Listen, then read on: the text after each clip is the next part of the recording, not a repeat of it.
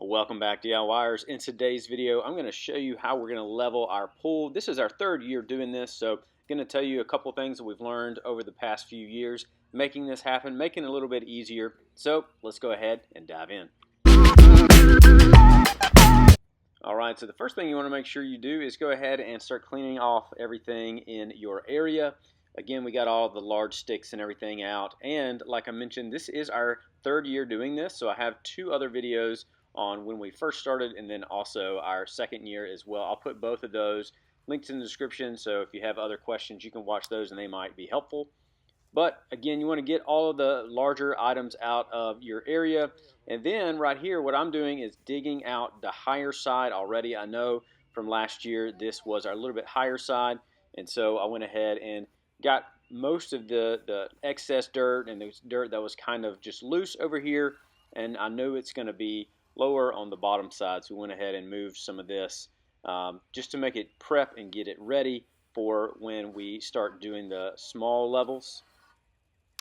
Another thing I did right here at the initial stage was I got a lot of the weeds and other things out of this area, because you don't want any of the weeds coming up into your pool, and you don't want any sticks or anything like that. So I went ahead and tried to get all the small sticks. I went ahead and sprayed the weeds, and I moved all of the small sticks out of the way as well.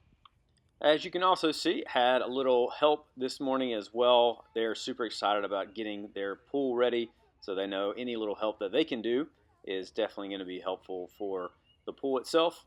So they helped me clean off everything, get it prepped and ready.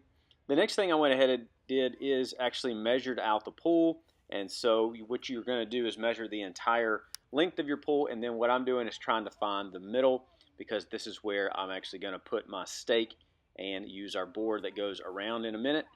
So we went ahead, measured off the entire area, made sure that there's room, make sure that everything is set and ready, and again, trying to find that exact middle so that way we can put our stake right there in the middle.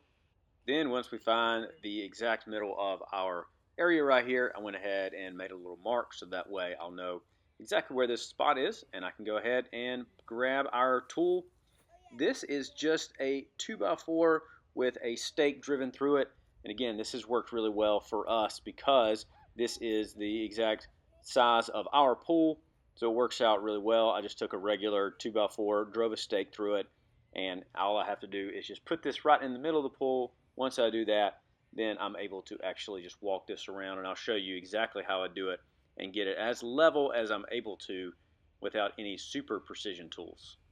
So now that I have my stake in the ground and my board on the sand, I'm going to go ahead and do my course adjustment, and that means I'm actually just going to walk this board around, making sure everything is in its proper place, just seeing and making sure all the other boards are set and ready, because again, this was our play area, our fire pit, and just overall kind of hangout area during the winter time. So some of these boards might have gotten kicked and other things might have gotten placed in here. So now I'm just going around and making sure again that the board does go all the way around, that all the things are in the right place, so you can do this yourself.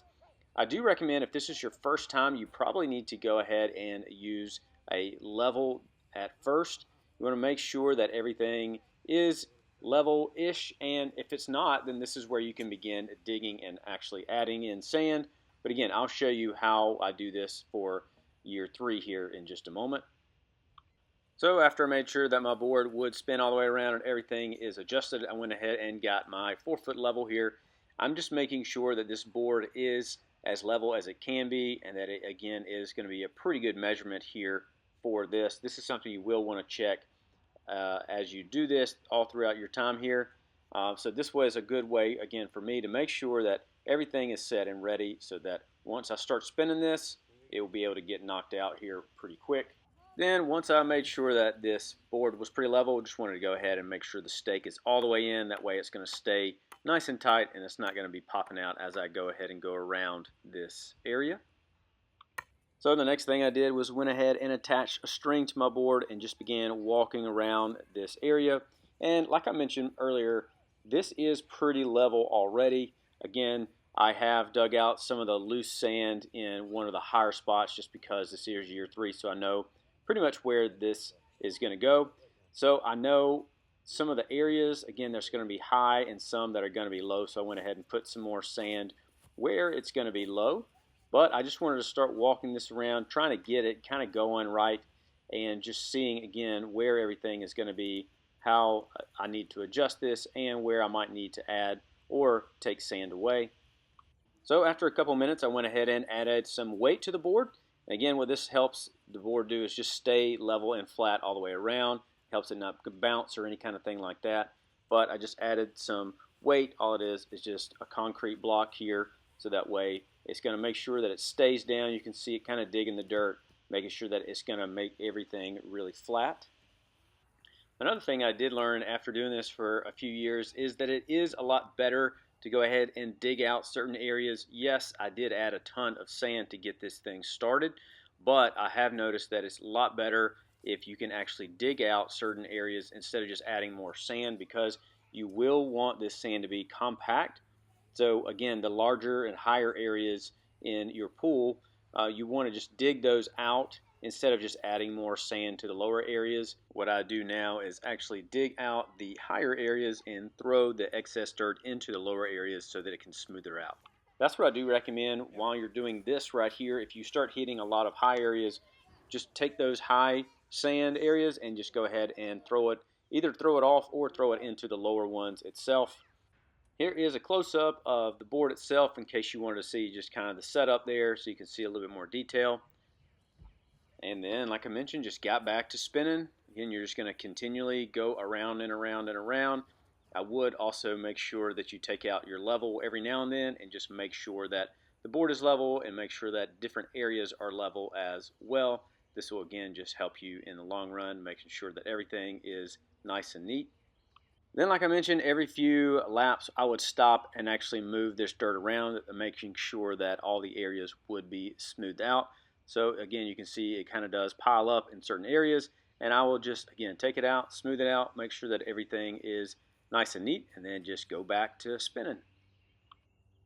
After a few more spins, I did notice that it kept clumping up again, and so after it has clumped up a lot in certain areas, you can move some of this stuff. You can see right here I have moved some of this stuff just out of the way. It did grab a few little pieces of debris, but also it is just some of the dirt and sand that's just kind of loose. So you want to go ahead and just move that around as well. Then after I had gone around a pretty good amount of times with the heavy rock, I actually went ahead and took it off and just started going around with just the board itself. This way, again, I feel like it's more of the fine adjustment.